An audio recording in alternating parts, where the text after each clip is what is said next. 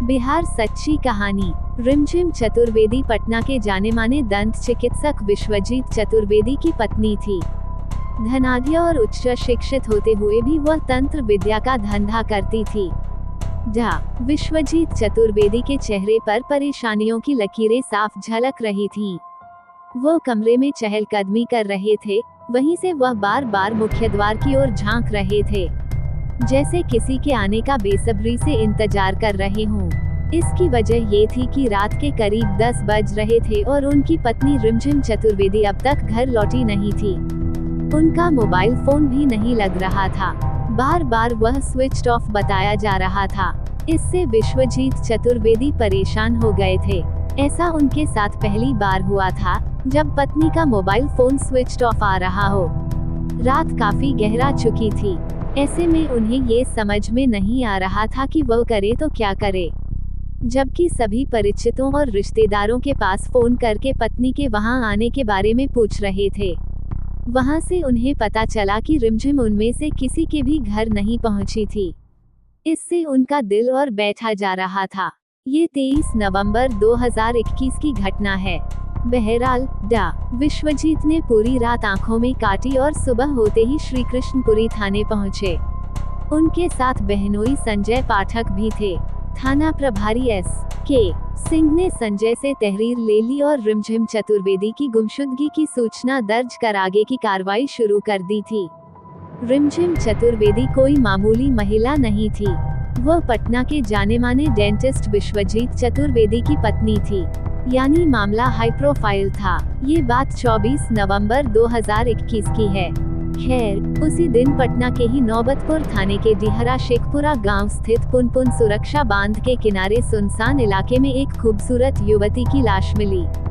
किसी ने गोली मारकर उसकी हत्या कर दी थी। शक्लो सूरत और पहनावे से वो किसी अच्छे भले घर की लग रही थी। लाश मिलने की सूचना मिलते ही थाना प्रभारी दीपक सम्राट टीम के साथ घटनास्थल पर पहुंच गए और कार्रवाई में जुट गए। उन्होंने लाश की बारीकी से जांच की तो देखा हत्यारों ने युवती के मुंह में गोली मारकर हत्या की थी।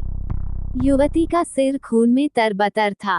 पहनावे से वह अच्छे भले घर की लग रही थी। पैरों में उसके हाई हील वाली सफेद रंग की कीमती सैंडल थी। दाहिनी जांघ के पास आसमानी रंग का मास्क गिरा हुआ था। जांच पड़ताल करने पर मौके से एक फायर शुदा खोखा बरामद हुआ। मौके से बरामद सभी सामानों को पुलिस ने अपने कब्जे में ले लिया और इसकी जानकारी दीपक सम्राट ने डीएसपी और एसएसपी उपेंद्र कुमार शर्मा को दे दी। मौके की प्रारंभिक कार्रवाई करने के बाद लाश पोस्टमार्टम के लिए एम्स पटना भिजवा दी। थाना प्रभारी दीपक सम्राट ने पटना के सभी थानों में लाश की फोटो भिजवा दी ताकि किसी थाने में किसी युवती के गायब होने का मुकदमा तो दर्ज नहीं है। लाश की तस्वीर श्री कृष्णपुरी थाने में भी पहुंची। फोटो देखकर थाना प्रभारी S.K. सिंह चौंक गए। वह तस्वीर गुमशुदा रिमझिम चतुर्वेदी से काफी हद तक मेल खा रही थी। फौरन उन्होंने फोन करके वादी संजय पाठक को थाने बुलवाया। उनके साथ उनकी पत्नी श्वेता पाठक भी थाने पहुंची। थाना प्रभारी S.K. सिंह ने मोबाइल में आई वह तस्वीर उन्हें दिखाई जो नौबतपुर थाना पुलिस ने उन्हें भेजी थी। खून में सने फोटो को देखते ही नंद श्वेता पाठक पहचान गई। लाश उनकी भाभी रिमझिम चतुर्वेदी की थी। फिर क्या था, रिमझिम की हत्या की सूचना मिलते ही घर में कोहराम मच गया और रोना पीटना शुरू हो गया। थाना प्रभारी ने सबसे पहले मृतका रिमझिम के फोन नंबर की कॉल डिटेल्स निकलवाई। इससे पहले सहदेव महतो मार्ग बोरिंग रोड स्थित रिमझिम के ब्यूटी पार्लर पहुंचकर वहां के कर्मचारी राजू से पूछताछ की। राजू ने बताया कि शाम करीब 4 बजे मैडम के मोबाइल पर किसी का कॉल आया। कॉल रिसीव करने के बाद वह पार्लर से यह कहते हुए निकली कि थोड़ी देर बाद लौटती हूँ, फिर पार्लर बढ़ाकर घर चली जाऊंगी। लेकिन काफी देर बीत जाने के बाद भी मैडम घर नहीं लौटी थी। अब उनकी हत्या की खबर आई। राजू से पूछताछ करने के बाद थाना प्रभारी थाने वापस लौट आए थे। रोहित बुरी तरह टूट गया। इस चिंता में वह डूब गया था कि इतनी बड़ी रकम आखिर वह कहां से भरेगा। बताया जाता है कि रिमझिम तंत्र साधना के लिए एक कब्रिस्तान में जाकर अपनी कलाई काटकर खून भी चढ़ाती थी। इस बात को उसकी सहेली पूनम जानती थी। तभी तो वह अपने प्रेमी रोहित को उसके पास लेकर आई थी। रिमझिम ने रोहित की परेशानियों को सुनकर उसे चांदी का कड़ा दाहिनी कलाई में धारण करने का मशवरा दिया। साथ ही 4 अलग अलग रंगों की शर्ट भी पहनने की सलाह दी। रोहित ने रिमझिम के कहे अनुसार काम किया। पहले दाहिनी कलाई में चांदी का कड़ा धारण किया और फिर चारों शर्ट को बारी बारी से पहना। कल तक परेशान रहने वाले रोहित के चेहरे पर कुछ ही दिनों में खुशियां झलकने लगी। रिमझिम के टोटके और तंत्र मंत्र ने अपना असर दिखाया। उस दिन से रिमझिम के प्रति रोहित की आस्था बढ़ गई और दोनों के बीच में मधुर संबंध बन गए थे। भले ही रोहित और रिमझिम के बीच में मधुर संबंध बन गए थे, लेकिन पैसों के मामले में रिमझिम किसी से समझौता करने वाली नहीं थी। रोहित से पूजा पाठ के नाम पर वह कभी 10,000 तो कभी 20,000 तो कभी 40,000 रुपए मांगती रहती थी, जबकि रोहित की माली हालत पहले से ही खराब थी। रिमझिम द्वारा आए दिन रुपए मांगने से वह परेशान रहने लगा था। उसकी समझ में नहीं आ रहा था कि वह रुपए कहां से लाए। रुपयों की मांग से रोहित और रिमझिम के रिश्तों में खटास आने लगी। रोहित अब रिमझिम से हमेशा हमेशा के लिए छुटकारा पाना चाहता था, इसलिए वह चुपके से उससे अलग हो गया। लेकिन रिमझिम भी कम शातिर नहीं थी। वह रोहित को इतनी आसानी से अपनी गिरफ्त से जाने नहीं देना चाहती थी। रिमझिम ने उसे धमकाया। उसके देवर की हाल ही में मौत हो गई थी। रिमझिम ने रोहित को बताया कि देवर ने उसकी बात नहीं मानी थी, तो उसने उसे दुनिया से ही रुखसत कर दिया। तुम भी गंभीर परिणाम भुगतने के लिए तैयार हो जाओ। रिमझिम की बात सुनकर रोहित बुरी तरह डर गया।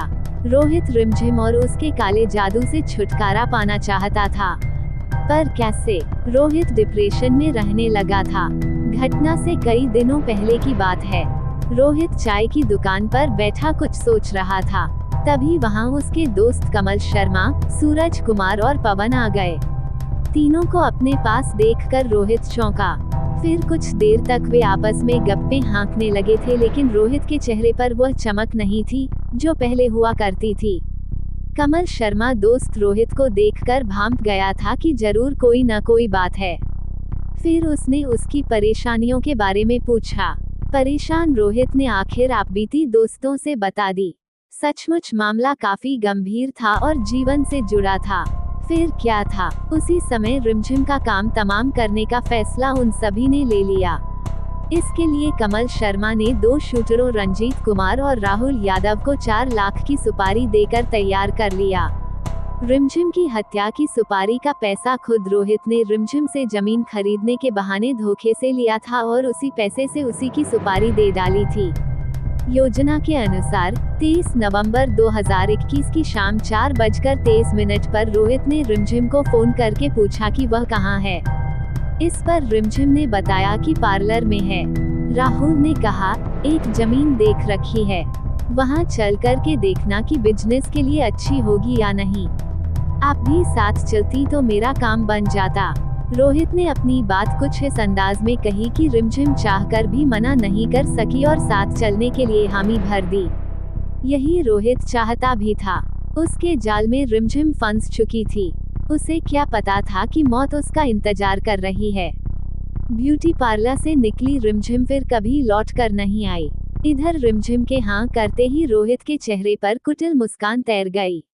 उसने यह बात दोस्तों को बता दी और योजना पर अमल करने के लिए तैयार हो जाने के लिए कह दिया। योजना के मुताबिक रिमझिम को उसके पार्लर से लाने के लिए कमल शर्मा को कार लेकर उसके पास भेजा और दोनों शूटर रंजीत और राहुल यादव को नौबतपुर थाने के सुनसान पुनपुन सुरक्षा बांध भेज दिया था।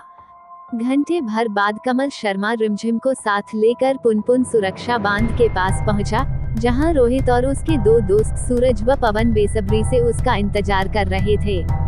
उसे देखकर चारों चौंकन्ने हो गए। नवंबर का महीना था। 5 बजते ही अंधेरा घेर चुका था। मौके पर कई लोगों को देखकर रिमझिम घबरा गई, मानो उसने खतरे को भांप लिया हो। रिमझिम ने रोहित से उस जमीन के बारे में पूछा जिसे देखने के लिए उसने बुलाया था। फिर रोहित ने एक जमीन दिखाई और जांचने के लिए उसकी थोड़ी सी मिट्टी उठाकर रिमझिम को दी। मिट्टी देखकर रिमझिम ने कहा कि बिजनेस के लिए अच्छी है। इतना कहकर वह कार की ओर लौटने लगी। तभी अचानक वहां 2 और युवकों को देखकर वह घबरा गई। दोनों में से एक युवक राहुल यादव के हाथ में पिस्टल थी। इससे पहले रिमझिम कुछ समझ पाती, पिस्टल उसके मुंह में डालकर ट्रिगर दबा दिया। गोली गले को चीरती हुई दूसरी ओर से निकल गई। वह जमीन पर धड़ाम से गिर पड़ी। कुछ ही देर में उसका जिस्म ठंडा पड़ने लगा। रिमझिम मर चुकी थी। शूटर रंजीत और राहुल यादव उसी बाइक पर सवार होकर फरार हो गए जिससे आए थे, जबकि रोहित सिंह, कमल शर्मा, सूरज कुमार और पवन कमल के कार में सवार होकर भाग निकले। आखिर पुलिस ने रिमझिम चतुर्वेदी के कातिलों को गिरफ्तार कर उन्हें जेल की सलाखों के पीछे पहुंचा दिया। लेकिन मृतका की नंदा श्वेता पाठक ने आरोपियों के तंत्र मंत्र और काला जादू वाले कथन को सिरे से नकार दिया। उसने कहा कि पूनम ने रिमझिम से 35,30,000 रुपए का कर्ज ले लिया था, तो वहीं रोहित ने 30,90,000 रुपए उधार लिए थे। इसके अलावा अन्य आरोपियों ने भी उससे कर्ज ले रखा था। श्वेता पाठक ने कहा कि इन लोगों ने रिमझिम से लगभग 83 लाख रुपए कर्ज ले रखा था। रिमझिम इन लोगों से अपना पैसा वापस मांग रही थी। श्वेता ने बताया कि रिमझिम जिस किसी को पैसे देती थी, उसका विवरण अपनी डायरी में दर्ज करती थी और स्टाम्प पेपर भी तैयार कराती थी। पुलिस श्वेता पाठक के बयान की भी जांच कर रही है। इस पर पुलिस का कहना है कि श्वेता पाठक ने पुलिस को एक स्टाम्प पेपर की फोटोकॉपी दी थी, जिस पर पूनम भुटेजा को 5 लाख रुपए दिए जाने की बात लिखी थी, लेकिन उस पर रिमझिम के दस्तखत नहीं थे। कथा लिखे जाने तक पुलिस श्वेता पाठक के बयानों की जांच कर रही थी।